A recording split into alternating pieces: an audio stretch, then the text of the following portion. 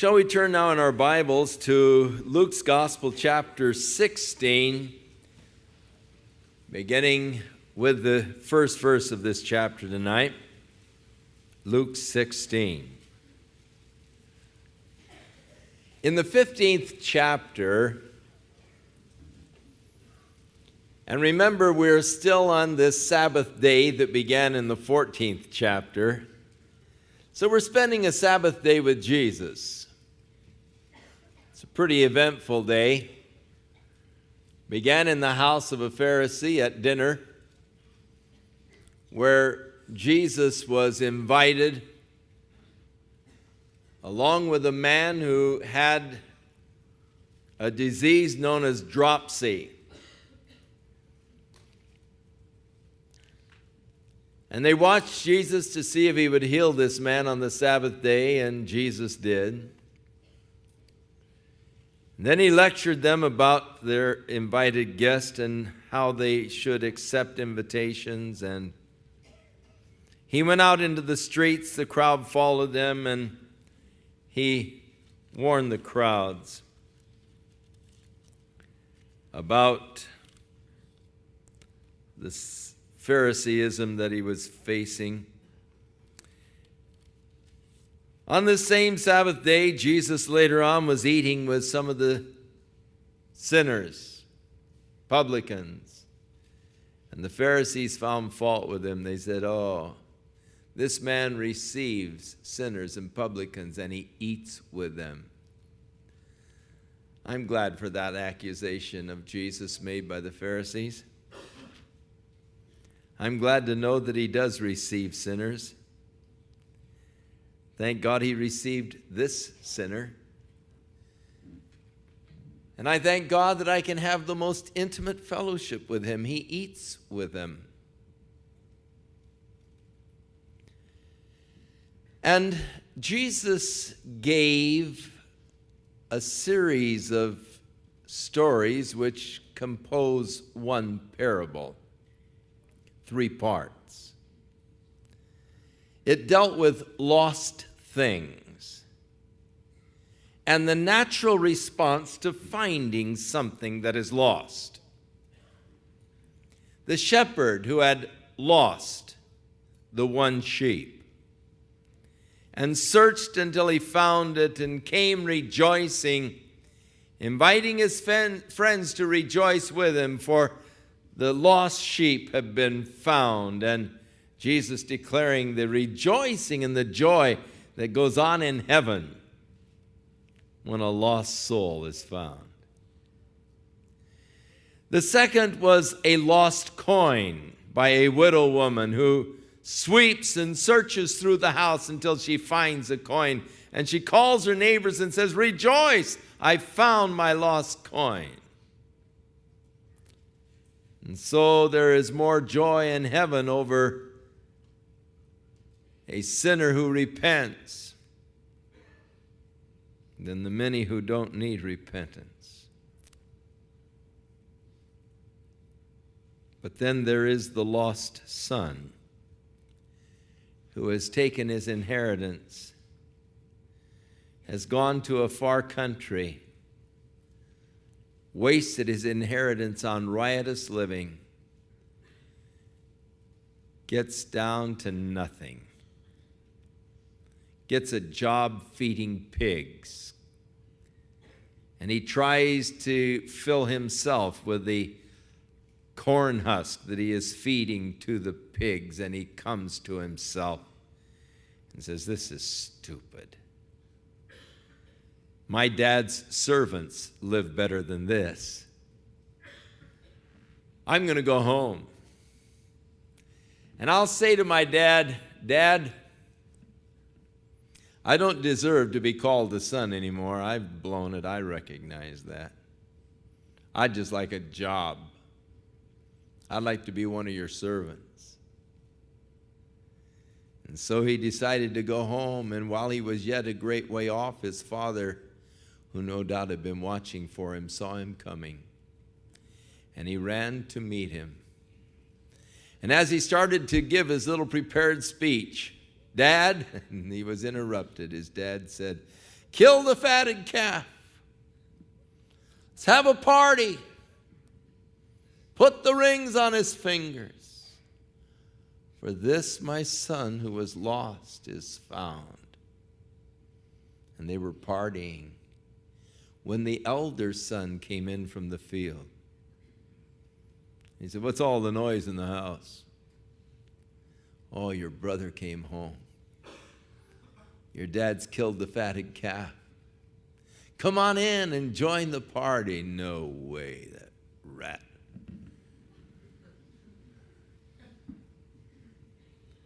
And so his dad came out and said, son,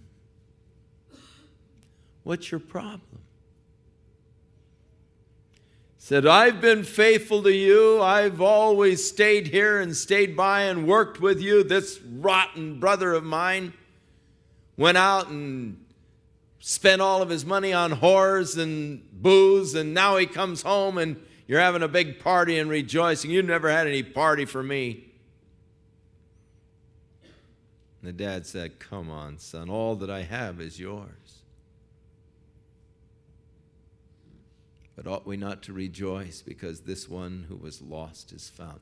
Now, this parable was really directed against the Pharisees and their attitude when they said, this man is receiving sinners. Jesus is showing that finding that which is lost should not be a cause for snide remarks or for sneering. It should be a cause for rejoicing. The natural thing to do when you have found something that has been lost is to rejoice. The Pharisees were murmuring. And so he has directed this parable against them, and they caught it. They recognized it.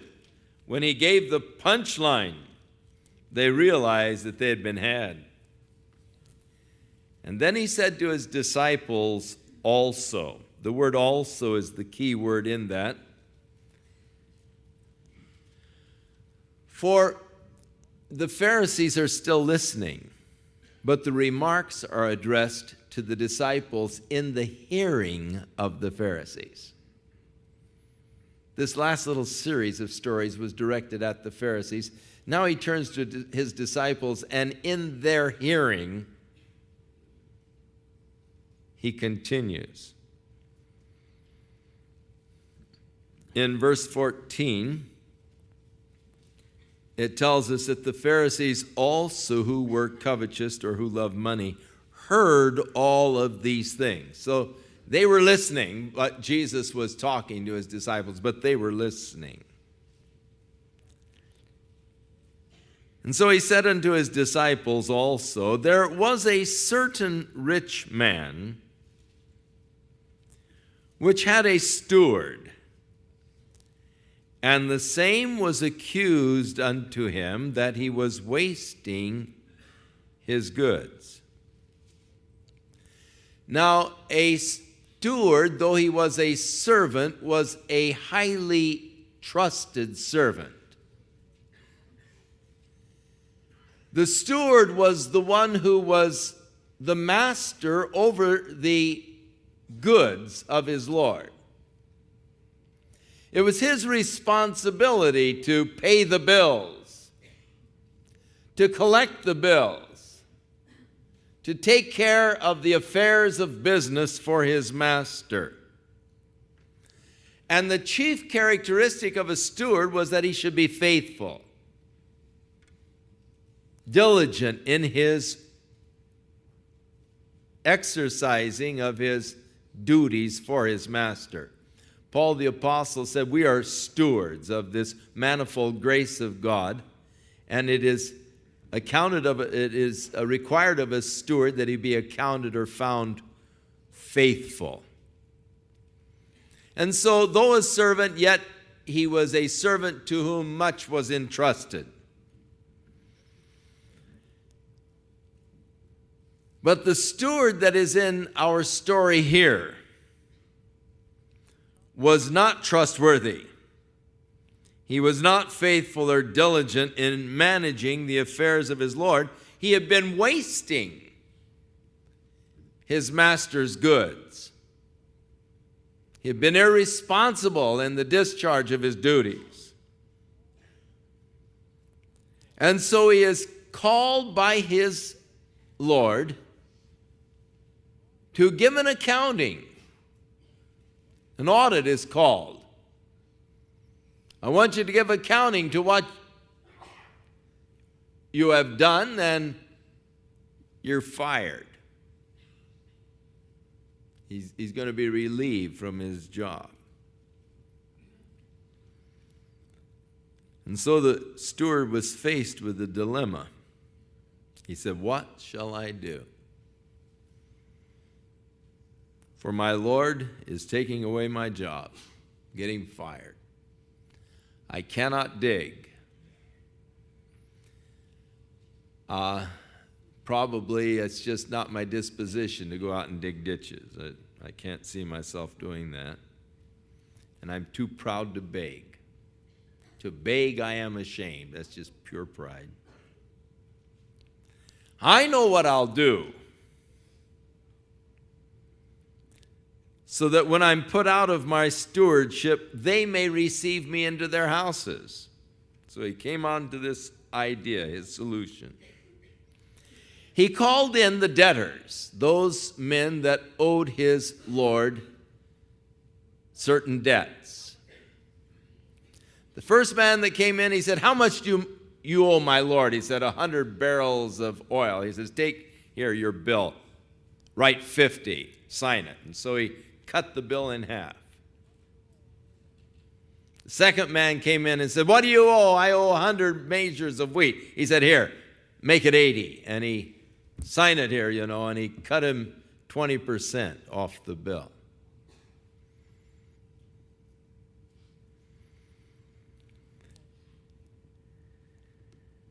And the Lord commended him, commended the unjust steward because he had done wisely. Now this, of course, is hard to understand.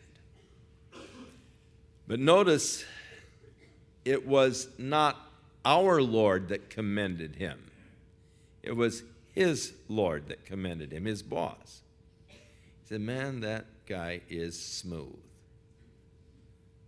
He's really wily, smart."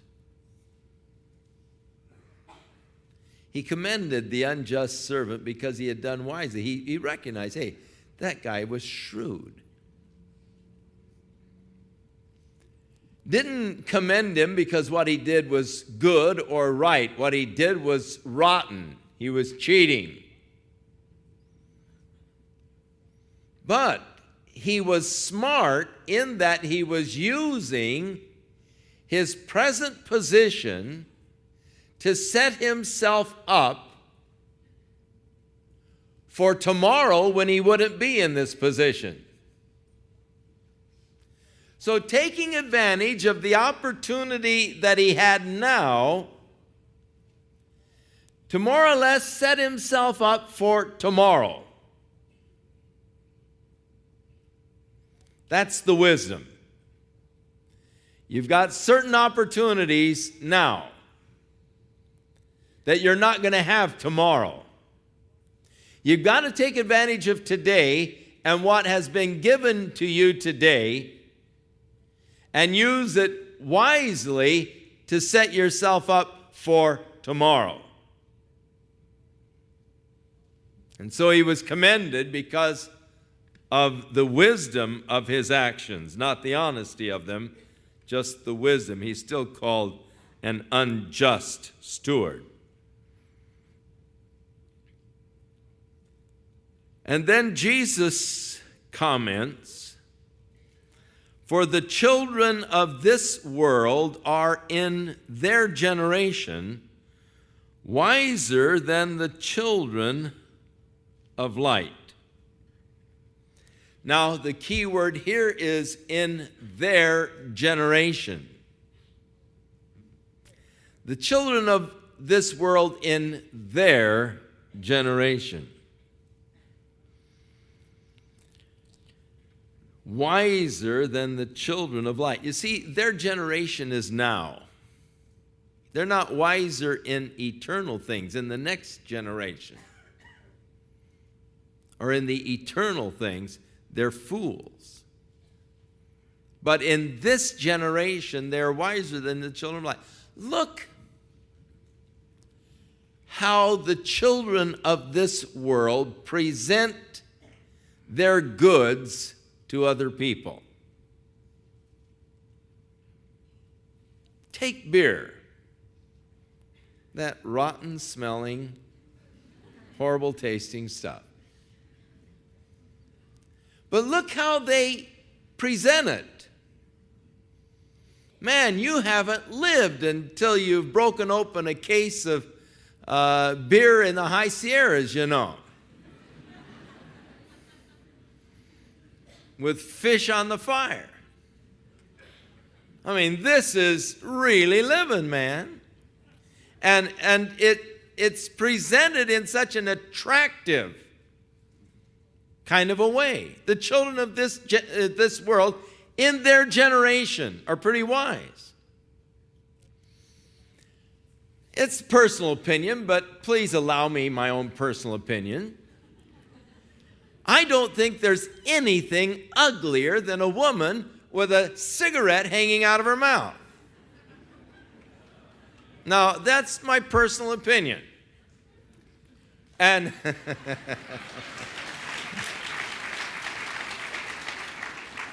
and yet, look how they glamorize it in the advertising. You know, you're cool, you're chic, you know, and you just learn how to hold it, you know, and you're so glamorous. Though it is giving you lung cancer and drying your skin and staining your teeth and your nails and your fingers, they present it in such a glamorous way that, you know, if you want to really be, you know, on the in, you know, you've got to be sitting there coolly, you know, smoking your cigarette as you watch the horses race or something. The children of this generation are very wise. Children of this world in this generation, they're very wise. They're very clever.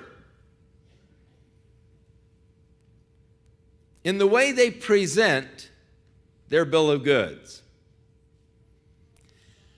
In contrast, look how the gospel is so often presented. On TV, for instance. Man, you say, that guy has got to be a shyster.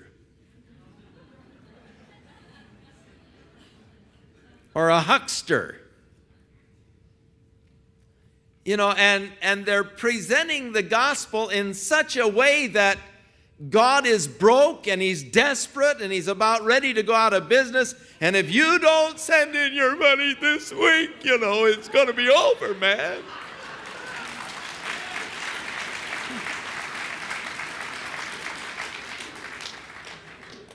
And here we have this glorious gospel of Jesus Christ, the greatest thing ever for man, and it's presented in such a shoddy way to the world.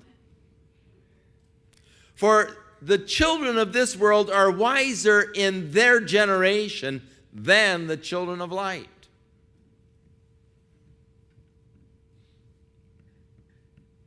We have a lot to learn.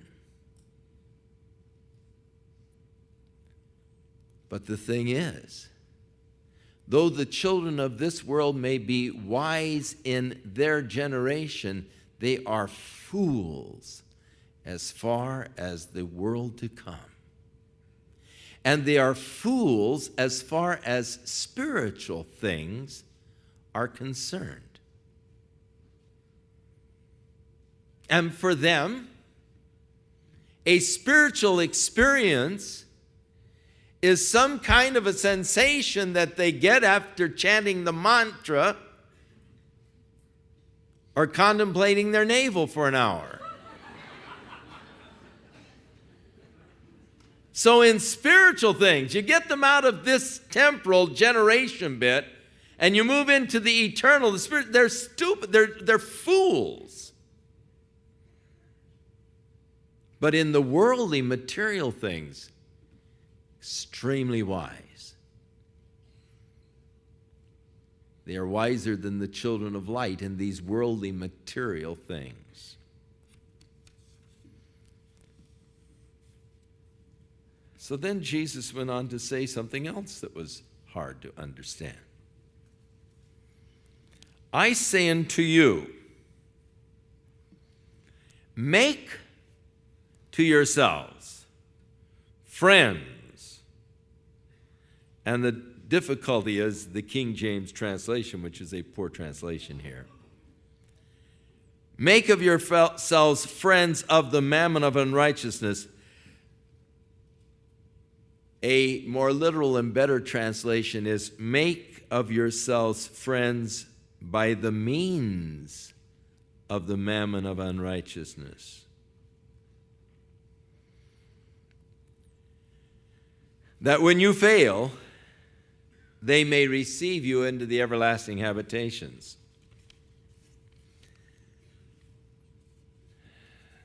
Make to yourselves friends by the means of the unrighteousness of mammon. Now, money is not evil. Money is not good. Money is non-moral. It is what you use your money for that is either evil or good. Money itself is just a non-moral commodity. What makes it evil or what makes it good is what you do with it. Now, Jesus is suggesting that you make use of it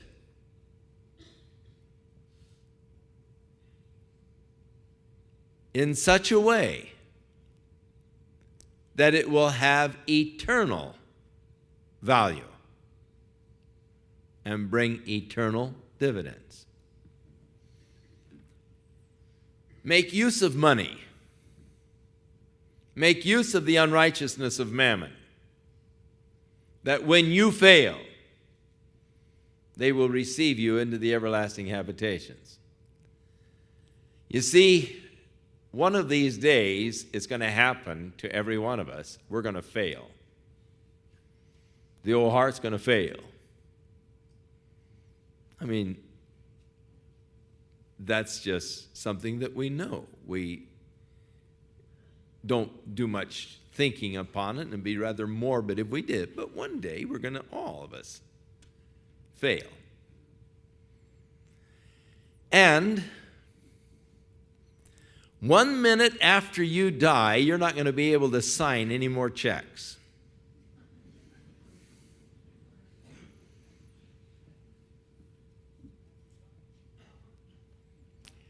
And what you have amassed to yourself in that bank account is going to be spent by somebody else. The moment you die, you've lost total control over all of your assets.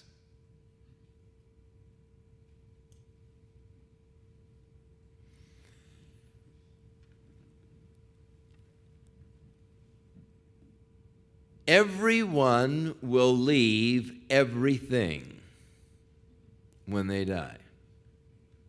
You're going to leave it all. Now, knowing this, knowing that I'm going to fail one day, knowing that one day I'm going to leave everything here, what Jesus is saying is, as this steward took advantage of his present situation to set himself up for the future, knowing things are going to be changed. No, I'm not going to always have the present advantage that I do now. Things are going to be changed very dramatically, very soon. He took advantage of his current position to set himself up for the future, and that's exactly what Jesus is advocating. That was wise. And it would be wise for you to take advantage of your present situation where you still have control and to use those things that God has entrusted to you, which are really His. You see, God is the master. He is the Lord. And I am a steward of what God has placed in my hands. Whatever I have in reality belongs to God. The earth is the Lord's, the fullness thereof, and all they that dwell therein. Now God gives to me a certain portion of His goods to be responsible for. And as a steward, I am to be responsible unto God for that which He has placed in my hands. Now, this particular steward in our story was accused of wasting his master's goods. I wonder how many of us would fall under that same category. We would be accused of wasting our master's goods.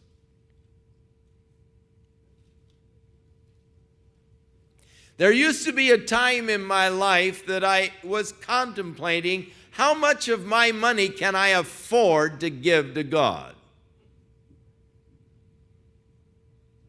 But that isn't really the way to look at things. I should be looking at it, how much of God's money dare I afford to spend on myself or for myself? I am the steward. It's God's. He's placed it in my keeping. I'm responsible unto my Lord for how I take care of His affairs and manage His goods. Now, He is saying, use your money for things that are eternal, for the spiritual things. That when you fail, which we all will, they may receive you into the heavenly habitations, into the eternal habitations. I wonder how many people will be waiting for you when you get to heaven to receive you into the eternal habitation, saying, you know, when I got up here and I looked over the books, I found out that you were the one who supported that missionary that brought me the gospel. And I owe my salvation to you. Thank you. And basically, that's what Jesus is talking about. The proper use of our Lord's goods. In the Sermon on the Mount, He said, don't lay up for yourselves treasures on earth, where moth and rust corrupt and decay, and where thieves can break through and steal. But lay up for yourselves treasures in heaven. And that's basically the thrust of this parable, is that you lay up for yourselves treasures in heaven. That you be a wise steward. That you take advantage of the opportunities that you have now with what God has entrusted you with, to be used for the eternal values, bringing unto others the glorious light of the gospel of Jesus Christ.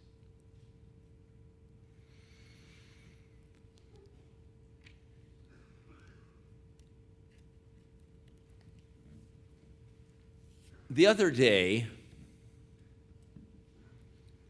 I found myself in a rather awkward position.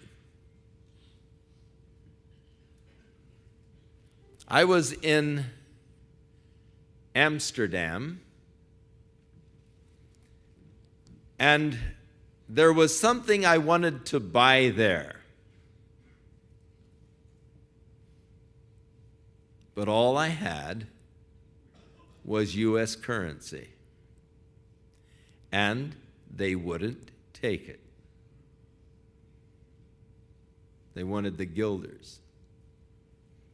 I said, but I don't have any. Well, they said, we can't sell you then your merchandise. I said, but this is American money. This is the United States dollar, Well, it's not current here. You'll have to go to the bank and exchange it for the guilders if you want to buy your merchandise. Now, your currency is not current in heaven. Gold is not current in heaven. It's asphalt.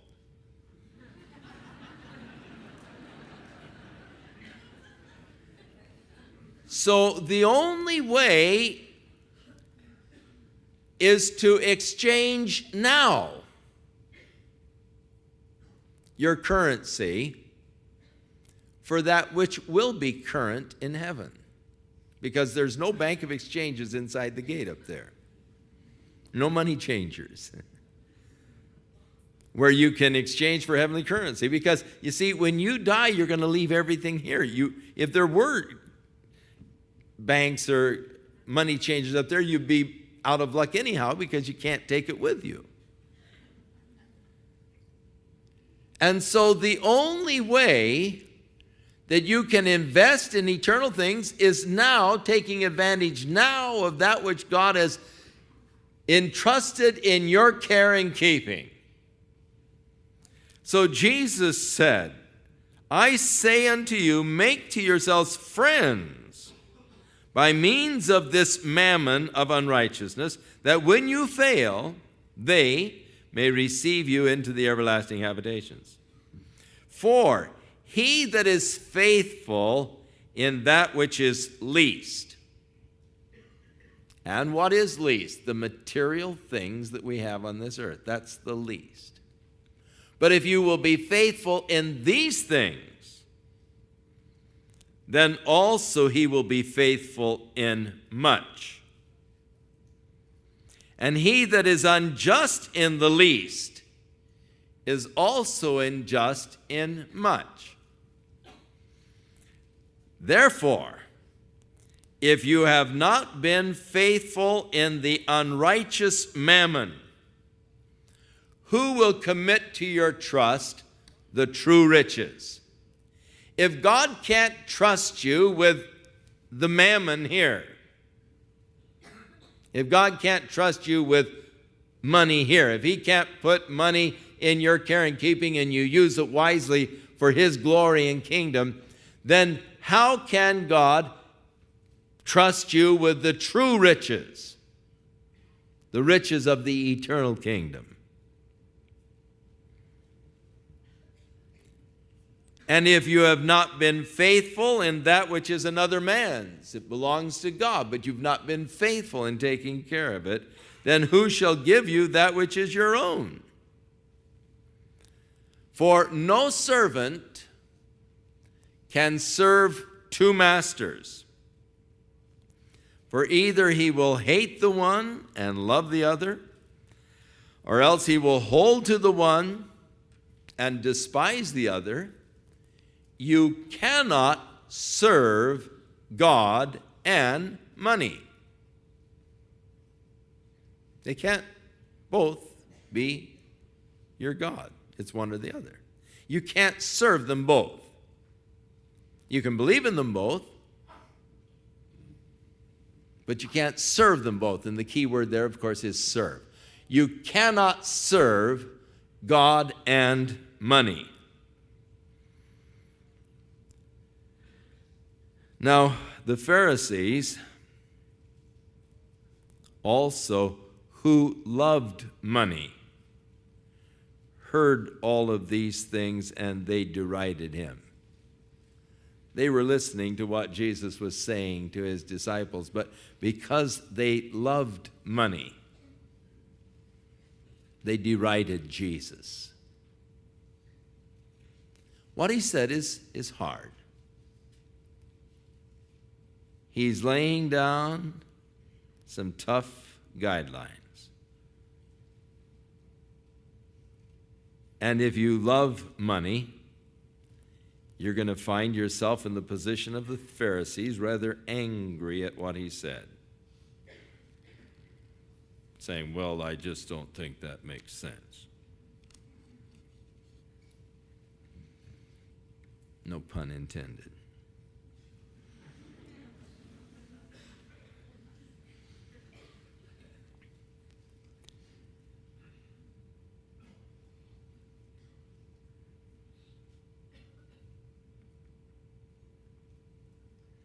So next week we'll continue on with this second portion of the Pharisees and what he has to say to them because of their response to what he said to his disciples. Next he turns and speaks to the Pharisees. And then he closes the chapter with the story of a rich man and his destiny in comparison with a rather pitiful man and his destiny.